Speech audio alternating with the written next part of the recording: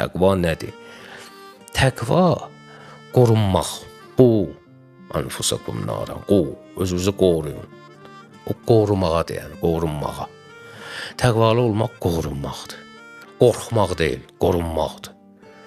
Yaxşı, indi qorxu da ola bilər olsun. Mən günahdan qorxuram. Abala, günahdan nə qorxursan? Adam var deyir ki, cəhənnəmdə yanaram ona görə. Bunun ağlı bu qədərdir də. Bu qədər işdir. Normal, nə olar ki, cəhənnəmdən qorxur. Adam var deyir ki, ilahi sevgini itirməkdən qorxuram.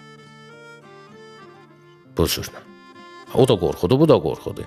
Hərənin özünün o düşüncə qabiliyyətinə görə bir qorxudur. Qorunmaq, yəni günahdan qorunmaq. Yəni təqva belə bir dənə insanın içərisində iradə qüvvəsidir ki, iradə qüvvəsi. Ki günahla rastlaşanda özünü saxlaya bilsin. İradəli adam, təqvalı adam iradəli adam, təqvalı adam məsuliyyətli adam.